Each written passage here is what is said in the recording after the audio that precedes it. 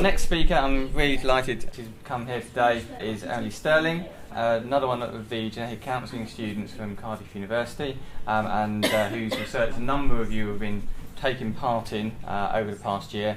I'm particularly excited about this because hopefully some of the things that Emily has learned and will be feeding back to us will kind of help influence the kind of services that we deliver, particularly online through social media and things, to you to kind of make Anaridia Network better for all of us. So, Emily. Thank you.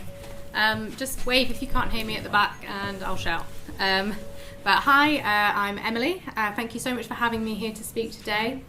Some of you may remember that at the last Anaridia Network conference, like Helen, I was recruiting for my dissertation research project.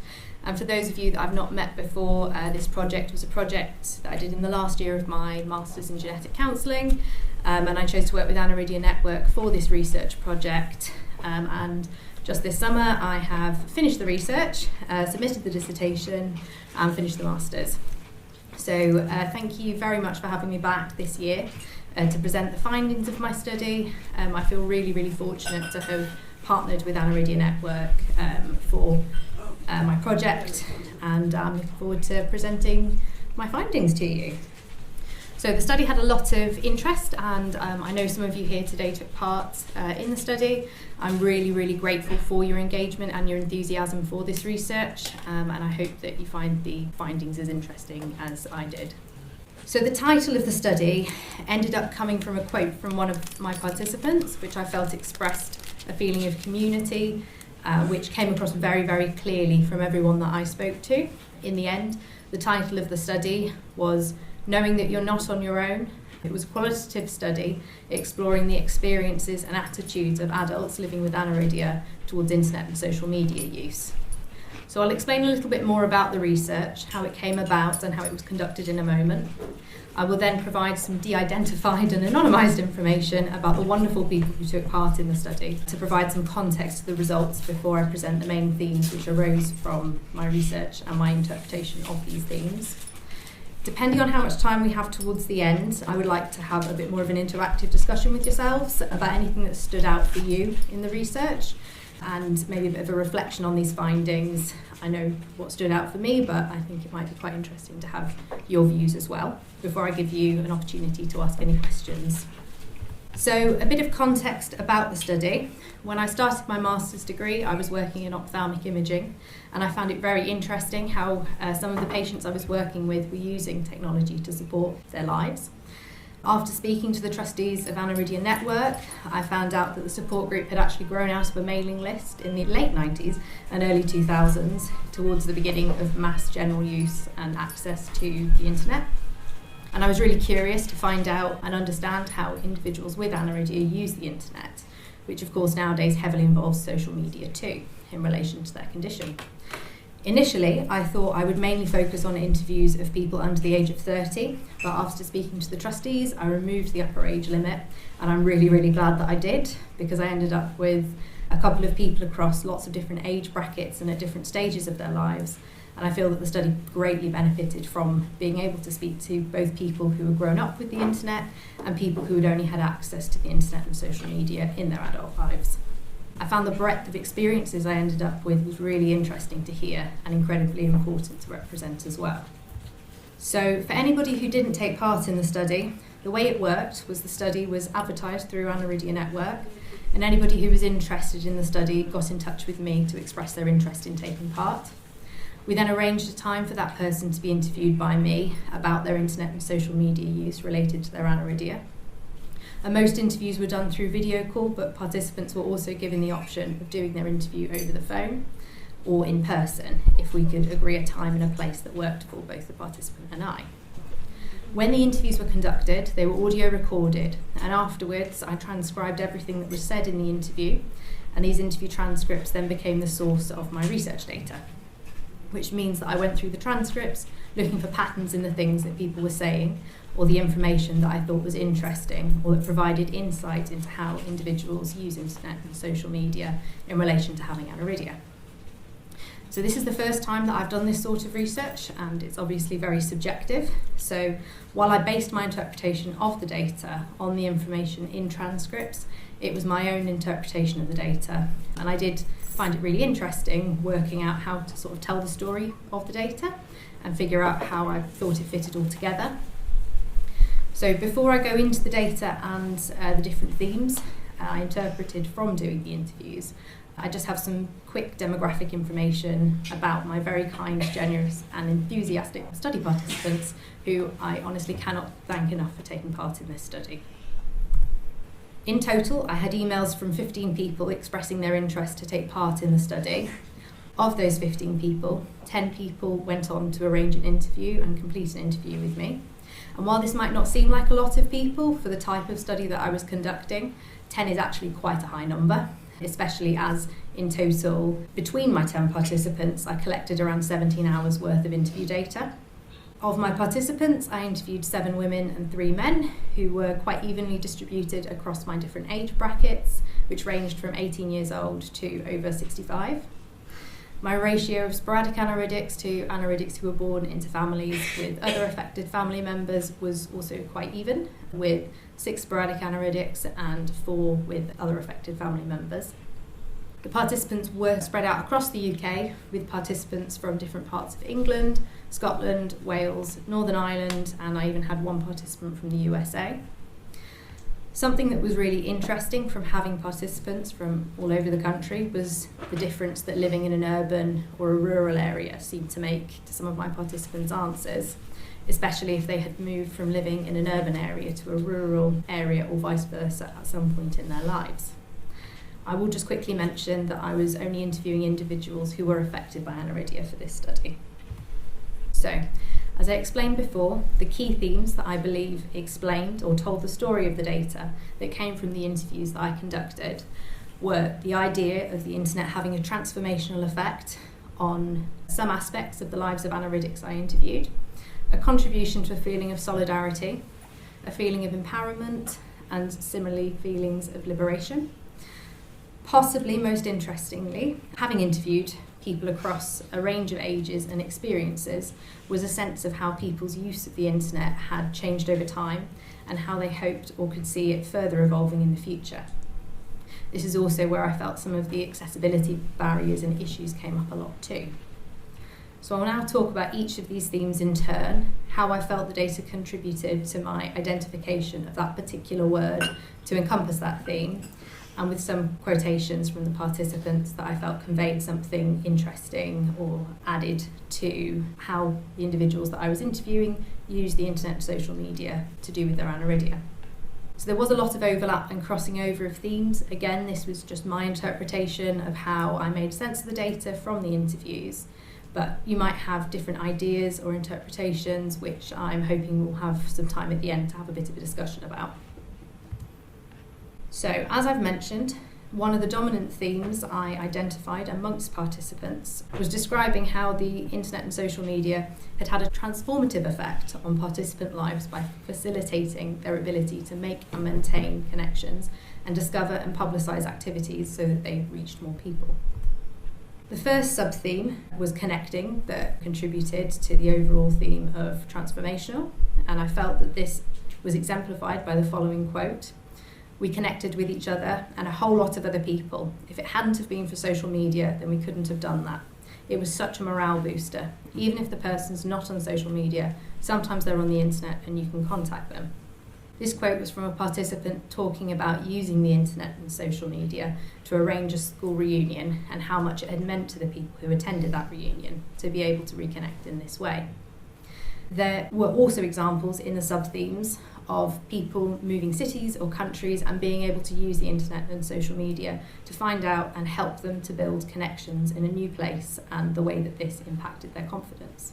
The accompanying quote that goes with the sub-theme of people moving cities or countries and being able to use the internet and social media to help them to meet other people was, "At that point it became apparent that I needed to completely build a new social circle, form new connections and stuff like that. That was really when I started using social media. I hadn't used it heavily up to that point." activities. This was a sub-theme that contributed to the overarching theme of transformational, with participants enjoying finding it much easier and much more accessible to be able to search for events online, especially if they could not read information on posters or in community settings as easily as their peers, which was exemplified by a quote where a participant was saying, "Obviously, I don't see posters in community places. By using the internet or social media, I can find loads of different events." This seemed to help enhance the well-being of participants who mentioned it helped them to have the confidence to socialise and try new activities. Others mentioned enjoying being able to research activities before showing up because it reduced the number of times that they were turned away when they were attending something, helping them to feel that things were more doable to them. Along similar lines, participants mentioned that they valued sharing accessible events and activities through the internet and social media so that others could find and enjoy them too. Although this was a lot easier for participants living in well-connected urban areas and more difficult and sometimes frustrating for those living in more rural areas without access to reliable transport, who could find things that they could do but were not able to access them. And the accompanying quote that I felt summarised those: "I can find out whether I can go and do an activity without having to turn up and then be turned away. It just gives me a lot more freedom, I think, knowing what to expect. You get the idea that this is doable." So the next theme was solidarity, and I think it won't be a surprise to hear that this is one of the most dominant themes that emerged from interviews, was the importance of finding solidarity through connecting with aniridia or visual impairment communities online. And to me, this seemed to be particularly the case for participants who were sporadic aniridics. Support from finding communities online helped them to feel less isolated and better able to cope through finding a sense of normality and acceptance by speaking to others who could relate to their experiences. Geographically isolated participants seemed to be particularly appreciative of having access to online communities where they could interact with others who understood their experiences and provide a sense of support, solidarity, and belonging to a bigger community. Using the internet and social media to combat isolation was something mentioned by the majority of participants, either directly as something that they had experienced or indirectly as something others had spoken to them about, as exemplified by the first quote shown here, which is, "Social media in particular, but also the internet, can help alleviate that isolation and find other people who have similar issues."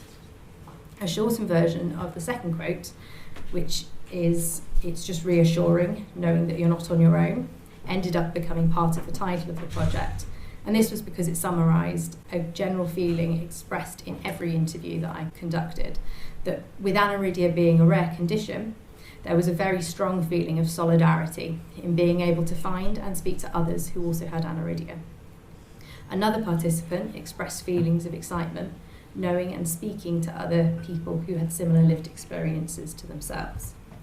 So something that I found interesting was how some participants talked about using the internet and social media to speak to other people when things were going on that their visual impairment made it challenging for them to join in with, such as events at night, and how they used this as a distraction but also a coping mechanism so that they were not focused on feeling left out by sharing and receiving support from others who understood how they were feeling. And I feel the following quote captured this quite well. "Being able to connect and interact on a social media page where other people have a similar difference, it gives you the opportunity to speak your experiences out loud and to listen to other people's experiences and learn from that and grow strong." Particularly the sporadic aniridics I've interviewed described what I felt was a sense of relief in being able to find and connect with the aniridia network or visual impairment communities to help alleviate feelings of isolation and difference, as exemplified by the following quote. "In my teenage years, it was quite hard to accept having a visual impairment. Being the only one in my family with a visual impairment, I use social media for connecting with others who have a visual impairment. Finding others really seemed to contribute to an overall sense of confidence and normality, which seemed to have a positive effect on well-being for most of the aniridics I interviewed, as exemplified by the following quote. It gives that bit of normalcy again. You don't feel like you're the only one, and there's a surprising weight to that, You can feel like a bit of an outcast, even if you're doing well and you're having a good time. There's just something in the back of your mind, and then just knowing that there's actually what feels like a big community out there, you realise I'm far from the only one." So the next dominant theme that emerged from the interviews was how the internet and social media had become an essential tool for participants to empower themselves and other aniridics, as well as support parents of sporadic aniridics and advocate for the condition in an individual capacity or as part of a group or community. The subtheme of self described how participants spoke about having access to information, both scientific information but also experiential information, which, as aniridia is a rare disease, many participants described how useful this information was to them to help build a full picture when deciding on things like cataract surgeries and equipment where very little, if any, aniridia-specific information was available, as exemplified in the following quote. If I am unable to find the information in a search, I will ask for other people's experiences of doing the same thing. Something that nearly everyone mentioned was the support and encouragement individuals had for each other, with many participants mentioning that this was particularly felt in the Aniridic Family Facebook group and could be seen by the empathy and speed with which members of this group replied to people's posts calling out for help and support in this group, particularly where a new diagnosis had been made and caregivers of a newly diagnosed person were concerned about what this might mean. The quote, "Social media feels like this safe space where you can come together and share your stories and worries, or share information or whatever, because not everyone is able to get out that much." And another quote, which exemplifies more specifically the support that was felt in the Aniridic Family Facebook group, was they just get like bam, 60 responses, and somewhere in the responses they are finding people and feeling a lot better about the diagnosis. It's just really gratifying to be a part of that. Although some participants preferred to keep their visual impairment separate from their personal social media, again, the internet and social media, to an extent, was able to help facilitate this privacy, providing choice in expression of aniridic identity. So advocacy was expressed, I thought, in two different types of ways during interviews. The first was by doing something, like volunteering or working for a support group or charity, or raising awareness of accessible events or some of the needs of visually impaired people. The other, as shown in the following quote, was providing support to the parents of children and other people who post a message seeking support. And the quote that I felt exemplified this was, "I will say, please don't wrap your child up in cotton wool, Let it be independent, let it learn from its mistakes." Liberation was the next theme, which I felt reflected the fact that most participants contributed examples in their interviews. They gave an overwhelming impression of internet and social media having a liberating effect on different aspects of participant lives, such as their independence, transport, work and education, and an ability to have access to this information. This theme I found especially interesting, as it was probably the most balanced theme in terms of participants reflecting on a number of challenges, as well as some of the increased freedoms experienced through using internet and social media presented them with, particularly regarding access to information. So access to transport featured heavily in many people's interviews. This was particularly interesting for me, as I did not anticipate that it would have been as prominent in interviews as it was. But it seems strongly related to the ability to travel using the internet, planning routes, and the use of apps in general for the same purpose. The use of the internet and social media was also described by participants as helping not just in travel, but also in other ways that help them to maintain their independence. The quote that exemplified this was, "Use of the internet, particularly for travel, does play a huge part in my ability to be independent. It gives me the confidence and makes me feel more independent, knowing that before I've even gone out the door, I know where I'm going and I know where I need to be. So that's definitely encouraged me in turn to go out and do more things. It adds to my confidence of being able to remain independent, completely independent, much longer and much more successfully. I'm not saying that I don't have some difficulties, but technology does go a very, very long way to helping with those difficulties." Use of the internet and social media for personal educational development, particularly long distance, was also something which emerged from interviews, and through researching assistive devices to help with accessing information at university or in school. For example, I definitely use the internet a whole lot now. Because I'm an online student, it's convenient, because of course, being visually impaired, I can't drive. For people with disabilities, it definitely makes your life easier and more convenient.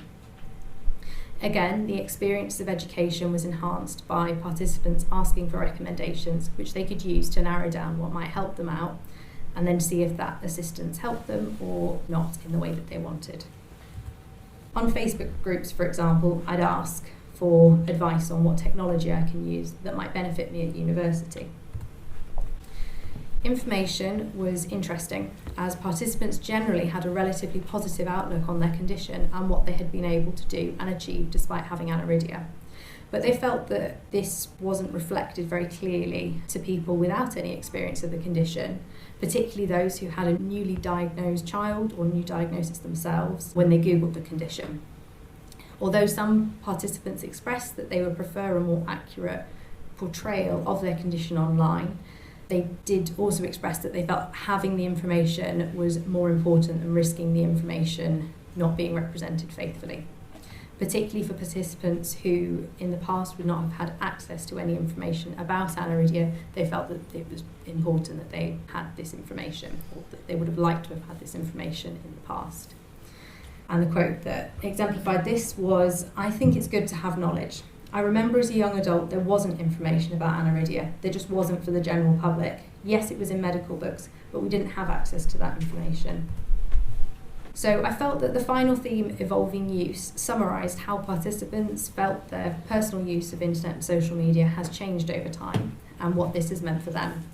I particularly focused on how development and mainstreaming of accessibility software has impacted participants, as this was mentioned by all participants. Participants also talked about some of their hopes for how internet and social media may continue to develop and evolve to be better at addressing some of their current needs in the future. Some of these suggestions have already been discussed in some of the topics today. So I found how participants described the evolution of their internet use and activity over time really interesting, and in some cases a bit bittersweet, where participants had spoken to friends and family members, or even the participants themselves described having missed out by not having had access to the internet and social media earlier on in their lives. Other examples, like the one in the following quote, show how the internet and social media has massively increased the reach and capacity of voluntary organisations like Aniridia Network, which is in part the reason that we're all here today. Internet has allowed our organisation to exist. For an organisation that didn't have any cash, being able to use free cloud technologies allowed us to grow as a network and with people from all over the UK.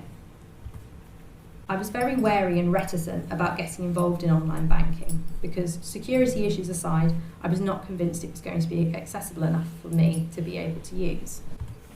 Which leads us on nicely by that quote to accessibility, which was again another interesting sub-theme that some participants, particularly younger ones, were seen to really benefit and mention large improvements with access features being built into the technology that they use, helping them to feel included and considered, with the caveat of this is a generalisation. Some of the participants from older generations had more reservations, particularly about ease of use and inaccessibility, which I thought was particularly interesting but not unexpected as a finding. So this quote exemplifies this, but it was from a younger patient. Sometimes you end up in countries that don't really have much infrastructure. I feel more disabled there than I do in my day-to-day life, when I have to do really complicated things and make loads of adjustments, but the internet is there for me, so it helps significantly. Accessibility was quite contrasting, with participants giving examples where if they were having a difficult day anyway, it could be very frustrating to hit another barrier, such as an inaccessible PDF, and the cumulative experiences of feelings of exclusion could become the final straw that day, which seemed to have the power to really knock someone's confidence and negatively impact well-being, whereas when used well and properly, the aim of this technology is to improve well-being, and that wasn't always the case. At the end of that day, I said to my boss, I have never felt so disabled. That was the first day when I'd actually really struggled to get things done. You just think to yourself, for goodness sake, if it wasn't for my visual impairment, I could see this fine. You know, you feel different, you feel left out, that you're like excluded. So this brings us on to some of the ideas that participants expressed as ways that they hope that the internet and social media would improve in the future with technological improvements. And these were to be used to increase awareness, And that was spoken about in a few different ways, specifically in terms of aniridia, but also in terms of awareness of just visual impairment in general.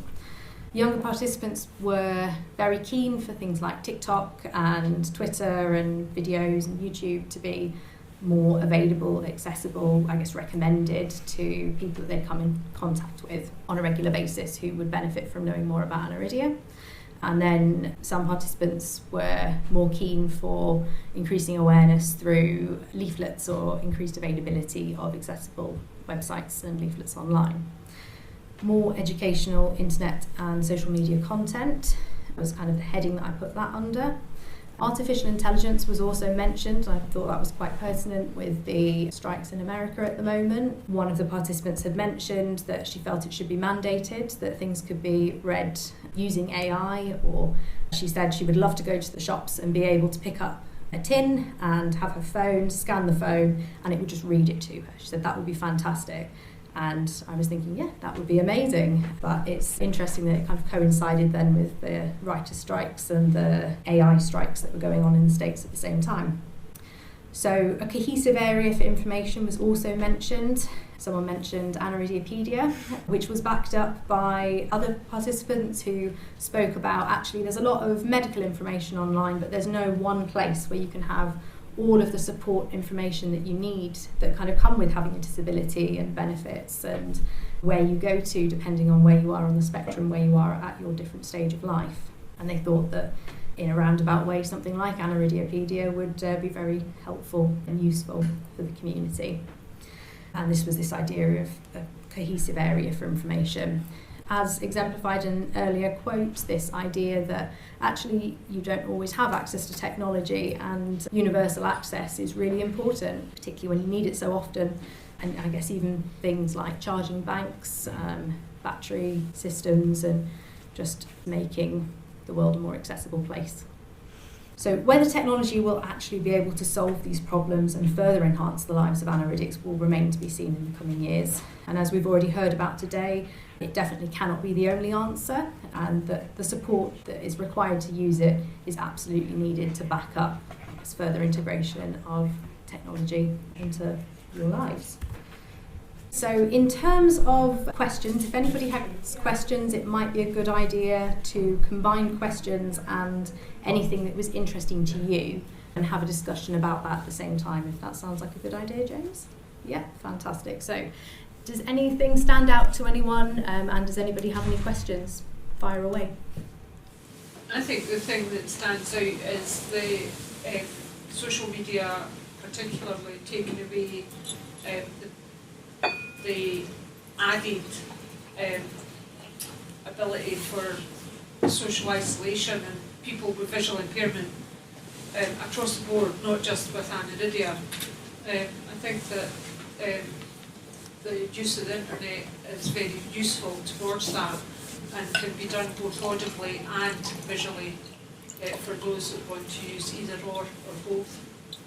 Yeah, absolutely. Something I found interesting and commented on in the body of the dissertation was that there was almost like my participants were saying things about becoming increasingly reliant on social media, but actually that was facilitating their independence. And that was something I found interesting in terms of the kind of independence, was that they weren't just sitting at home on their computer using social media, they were using it to find things to facilitate them to then go and do things, which there wasn't really anything about in the literature. That thing about connecting with other people, whether it be people that you knew in the past or in the future, or people that you're yet to meet, but it allows you to connect and meet other people, and in particular it allows you to meet other people that have got similar, sorry my dog's dreaming,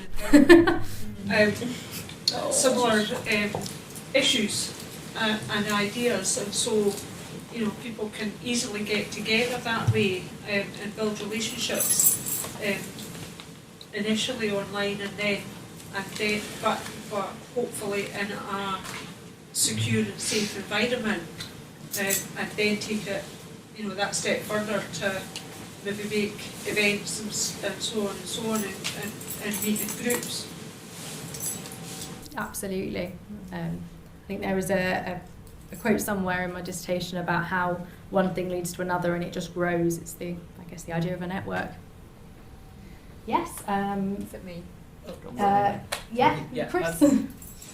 The thing that strikes me actually is the access to information. It's just incredible, and it surpasses. Sometimes it can surpass what's achievable, over the phone. And a really good example is coming here today. Today. So I booked Abby's Megabus ticket, and there was a problem. So I instantly called up the number and was put on hold and was waiting on hold. And while I was waiting on hold, I spoke to the social media team from Megabus. And I managed to get through to a lovely lady in Glasgow who said, "Oh yes, I can see, I can't seem to find the booking, not really sure what's going on, blah, blah, blah, blah, blah. You're going to have to email this particular email address, meanwhile make a separate booking, you may or may not get your ticket back if it has been successful booking." There's all this complication. Meanwhile, the social media team from Megabus gave me a very definitive answer that was very helpful and very quick. And it completely outstripped what that poor lady in Glasgow was able to give me. Access to that information is really, really significant, because it meant that then I could solve that problem much faster and in a much better way than I would have had I not used social media, had I not used the internet. I mean, you could also say, though, that the access to the number for Megabus in the beginning, I got that through the internet. So it's this access to information. And again, even through my job, yesterday I had someone come through to me who visually impaired, looking for opening times for their local station so that they could get assistance onto the train. We're all using we're all using social media to get the answers we need in a much quicker and much safer environment, I think, and it's fabulous. Yeah, absolutely, and it's standardised. It's the answers are, I guess, more straight. That's why they're more straightforward. But again, we get back to the answer of there does need to be almost like a support package of how that matches how comfortable and confident people are using it. Yes, Bernie. Yeah. Okay, a couple of little things. Talking about social opportunities, and we were talking about this at work just a couple of weeks ago, and about career progression and stuff like that. And so many people in the room said it's so difficult when you go into a meeting, because we're all visually impaired staff talking with each other. And like the person who might give you those opportunities is on the other side of the room. You don't know they're there. They're talking to the other side of people around them. Those people get the opportunities because they've grabbed that person, have impressed them, and done all these different things. So it does actually make sort of things like progression and sort of taking up those social opportunities so much more difficult when you can't see them in person. So actually, when you're able to go on a website or Twitter or Facebook or something like that, and you can actually search for a person's name and actually write them a message and introduce yourself, and or LinkedIn or whatever it might be, whatever thing you're part of, it is so much easier to do that when actually you haven't got the pressure of that sort of face-to-face interaction. You can think about what you're going to say, how you're going to say it, and although it seems kind of quite contrived, it's definitely better than not having any opportunity at all. And the other thing I was going to say is, I'm not sure if you've had an experiment with the Be My Eyes app, because they've just introduced a beta version of something called Be My AI, which is basically, it'll take a photograph like TapTapSee or some of the other ones like Seeing AI. Now, it's Be My AI, that's what it is. Sorry, I'm getting the two apps mixed up. Seeing AI is something which you can take a photograph of something and it will read back the text or tell you what an image is, but it's very basic.